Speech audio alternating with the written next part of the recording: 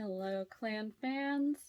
Alright, just saw episode 5 and more emotional moments than I was expecting. I think this episode, or no, not just this episode, this season is going to be the most emotional season I have ever had to get through. Why? I don't know. It's been an emotional show otherwise. But yes, this episode, lots of big moments happen and stuff I was not expecting. And of course, the fun men who don't like women trope that still exists to this day. But Claire and Brie handled it perfectly. But yes, let us get into episode 5, titled Singapore. Now, because we have a few different storylines going on here, I'm going to break this episode down into 4 storylines. So first, let us start with Jamie and Claire. Now, they have been at the fort for a few months now. Jamie is just helping with the defenses, and then supposedly he's going to be able to walk away from there once July comes around. So they were about a month away from that. Darn. But yes, he's been helping with that. However, he has noticed that there is a little bit of a weak spot that nobody has mentioned. There is a hill, which I believe is like a little island in the middle of the lake or river. I'm not positive on my geography here. I believe it's called Sugarloaf Hill, which I did not know that name existed, I will be honest. At first I was trying to figure out Sugarloaf? I'm guessing sugar grows on that island or something, I don't know. Anyway, so yes, he's trying to explain to the general that there is a big advantage there for the British if they decide to bring guns and cannons onto the island.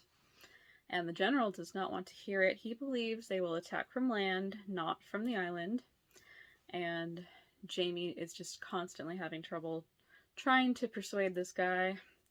And at one point he tells Claire, and she tells him it reminds her of the Battle of Singapore, which was a similar situation, but it was switched. So instead of them expecting them to come from the land, they were expecting them to come from the sea. And it turns out the enemy ended up coming from the land instead.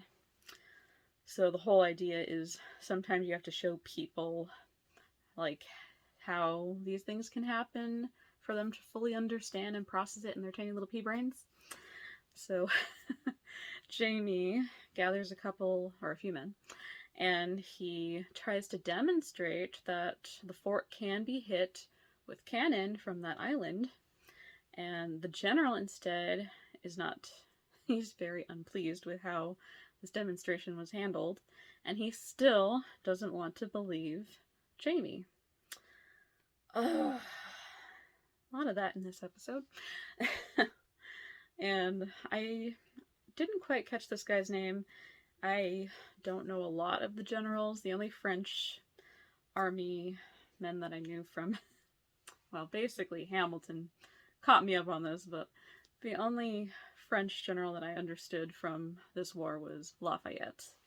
And I don't think we're going to see him in this storyline.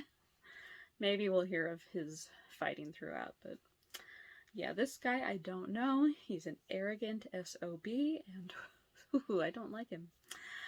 Anyway, so yes, it turns out that Jamie was right, because by the end of the episode, the British have found the island. They are getting their gunfire ready, and now the general's like, oh, I don't know how he missed that.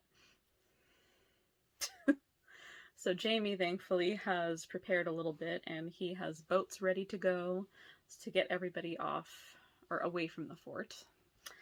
And yeah, this could have been avoided.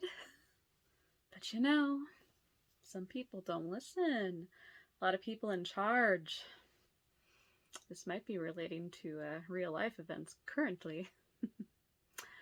But yes, not a good situation for Ticonderoga, so that's where that storyline leaves off. Now, as for Claire, she is dealing with her own bully in the form of Lieutenant Stacto, who thinks he's a surgeon, but he has no idea what he's doing, especially compared to Claire. So she knows what to do, and he just thinks of her as a nurse and a woman. We love it, don't we? But yes.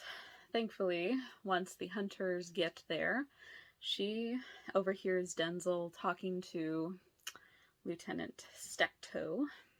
Interesting name. And they're trying to decide how to amputate the leg of a man named Walter. And, like, Stacto believes... I'm going to try to explain this as best as I can, because I'm not a medical person.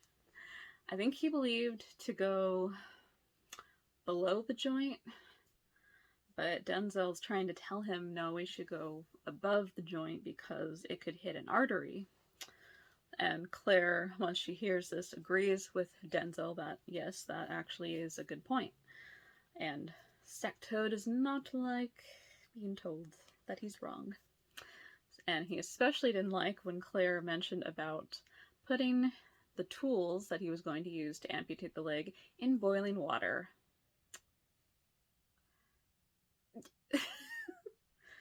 Like, you don't mind sawing a man's leg with a rusted saw, but you have a problem with putting your tools in boiling water. He just didn't like that it came from a woman, let's be honest. A lot of that this episode, like I said. But yes, thankfully Denzel is able to take over, and he asks Claire to assist him because he is not against a woman's help and knowledge. Yeah. But yes, I liked that they teamed up. I hope we get to see more of that in this season. Speaking of the hunters, we get to see them travel up north with William, and while they're doing so, they run into a man named Mr. Johnson, and I was a little suspicious of this man, let's be honest, because he's just out there sawing wood alongside the road, which, okay, sure, maybe in normal times it wouldn't be suspicious, but during the wartime, it is a little suspicious. And he tells them they're going the wrong way, on the wrong trail, and that was my first red flag. Now, while they're at his home, because he invited them there, he tells them that both armies have been through their land and they have taken crops, they've taken animals, and clothes, but they, of course, are sympathetic towards them. However, the red flag comes back into play when, during the nighttime while they're sleeping, William wakes up because he's having some intense stomach pain, probably from that really disgusting rat stew that they made for them to eat. I was wondering about that. That looked... There's going to be a gross out moment in every episode, isn't there? But yes. So yeah, he's having trouble digesting that. And while he's awake, he notices the Johnsons coming downstairs, and the wife goes towards the hunters and tries to attack Denzel, and Mr. Johnson goes after William, and in defense, William has to stab and kill Mr. Johnson, and then he knocks out Mrs. Johnson, and he actually feels really conflicted about it because he had never killed anybody before, which, honestly, William, if you're going to be fighting in the war, get ready. But yes, Rachel tries to comfort him and tells him, like, she doesn't judge him for his actions, he's not a disgrace, and I feel like there's going to be a love triangle between William, Rachel, and Ian, because when the hunters arrive at the fort, which I need to correct something from the last video. The Continental Army is indeed the Americans. I now know that. My terminology has been corrected.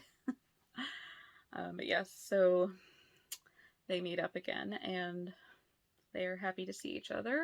Ian is especially ecstatic to see her again. And let us go into Ian's story a little bit now that we have gotten to that point. So Ian was told to deliver a message since he had returned to the fort. Ian was hesitant to go back to the Mohawk village where he had been living, back where he was with Emily, and unfortunately he is officially ordered to go there because during war times there are no excuses. Don't we love it? But while he's there, he actually does find Emily, and he manages to have a nice reunion with her. And this scene I was not expecting in this episode. I'm sure it happened in the books. There are some bits and pieces that I don't know that are coming, which I'm trying to keep it that way. But yes, they have a nice reunion, and this was the part that nearly got me. When he asks if he can see her son, she calls her son over, and her son looks like Ian. I'm gonna start crying now. Which apparently when the son is talking to Ian, he says that his grandmother told him that he is the son of his spirit, Ian's spirit, which they had mentioned earlier in the episode when Ian was talking to Claire, that he wondered if something was wrong with his spirit because it was supposed to be strong enough for his woman. And he wonders if that's why they lost their children. And Claire tells him, like, no, it's just a scientific reason. Sometimes this happens. There's miscarriages, there's stillbirths. And she helps Ian to understand that it's not particularly that it's him that's causing that, but just for him to see his son, like, And then Emily asks Ian to give him an English name, and he names him Ian James. Oh, this season's gonna break me. This has been so emotional. There's just been, like, hard goodbyes. There have been beautiful reunions. And just so many things have been happening. So many big changes. And just for Ian to go and make peace with Emily while he's on his errand and to meet his son. Okay. I'm fine. But yes, he does make peace with her, and then when he gets back to the fort, that's when he meets up with Rachel. And this was kind of like a sign, like, you can move forward now, and Rachel will be the one to do that with. But I still think there's going to be a love triangle between him, Rachel, and William. Even though William is going off to fight with the British, as Denzel points out to Rachel, he says he's either a British soldier or a deserter, and she's like, doesn't bother me. So Rachel kind of has a little bit of a interest in William, let's say. But yeah, I'm curious to see where that storyline goes. For Bree and Roger's story, while they're still adjusting to life at Lallybroch, Bree has her first day on the job, and you could say it did not go well. Because Rob Cameron and his buddies decided that they don't want a woman boss, and they take her to one of the areas of the plant where there is a room of some kind. I guess it leads to the tunnels is what it does. And they lock her in the dark with a flashlight that doesn't work. Thankfully, Bree is 100 times smarter than them, and she brought matches, finds the power, and is able to walk through the tunnels and get out. However, before she gets out of the tunnels, she happens to hear a familiar sound. A little buzzing. And we can see that there is like this weird aura in the tunnel. And as she's walking through it to get to the other side, the buzzing is the loudest it has ever been. And I think I remember reading that this has something to do with another time travel bit that's going to happen. But until then, yeah, she actually didn't mention it to Roger. Yeah, I don't think she mentioned it to him. Maybe in the next episode. But it'll be interesting to see where that storyline goes as well. But yes, back to the men. So Bree goes to one of the taverns where all of her co-workers are, and she takes a seat right there with them. One of them walks away because he's offended that a woman sat at the table. Oh, the audacity, right? And Rob Cameron tries to make light of her being stuck in the tunnel and then orders her a drink. However, Bree is not easily bought, and she tells him, if you pull something like that again, I won't hesitate to fire you and the others. Yes, Bree has her hands full with those clowns. I don't know if we're going to enjoy these characters or not. Rob Cameron, anybody, can you tell me, does he become likable or does he stay unlikable? I am just curious, so I know whether to root for him or not. But yes, Bree is also struggling with not wanting to see any graves of her parents. She doesn't want to know what happened to them particularly. And she does actually read one of the letters, which explains what happened at Ticonderoga. But as far as finding out what happened to them, she doesn't want to look into it. But Jem and Mandy have actually gone into the graveyard, and Jem has built like a little, like one of those little rock memorials for Jamie, and Bree does actually visit that at the end, and she actually gets to talk to the spirit of Jamie in a sense, and I thought that was really nice. And you don't always think about how hard it is for Bree that she had to leave her family again. Well, not again, but the fact that she's had to be separated from her family more than once. And it's just been a lot for her to process. And she's finally opening up at the end, and I love that. I'm glad that she got to do that. But I know for a fact that she is going to see them again. And I can't wait for that day to happen. There's also still a little knucklavy going around, and Mandy apparently saw something outside during dinner, and Roger went to go see what it was, but couldn't find anything. But it looks like someone is watching them, because we got a viewpoint of somebody watching from a distance, Roger searching the grounds. I wonder who it could be. Book readers know, show people only, we don't know. I have a hunch, but I'm not going to share that hunch yet. Another sad moment was the man that was operated on, Walter.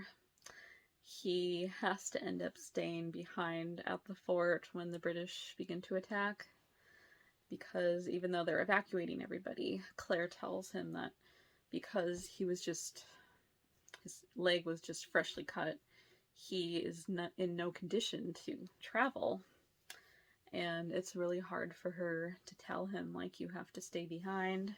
She gives him instructions on what to do to take care of his wounds, and she gives him some laudanum, and the whole time I was watching that scene, I was like, no, find a way to take him with you. It's not fair to him. And honestly, I was having season 4 flashbacks here. It was quite the parallel, really. Yeah, just watching her have to say, like, we can't help you anymore to Walter, like, that was hard. I hope he'll be okay. We didn't really see what happened to him. She said that the British will most likely show him mercy because he's injured. I really hope that's the case, because he wanted to see his wife again. Come on. Come on, Outlander. Show us that Walter's okay, please. This episode just had so many amazing moments in it, and I loved the parallels that were going on.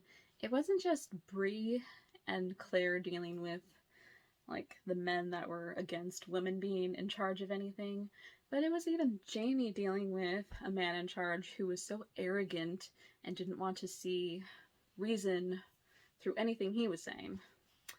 And I thought like the whole parallel with that was amazing. And of course, like I said, to see Ian with Emily and to meet his son like that. That was one of the best moments of this episode. And of course, the Hunters and William, and just all the chemistry that is going around. Ah, what a wonderful episode, seriously. But yes, let me know what you all thought of this episode. What do you think is going to happen next? If you have read the books, you probably know, but curious to hear your thoughts. Yes, I hope you all have a great week, and I will see you next week for episode 6. Bye!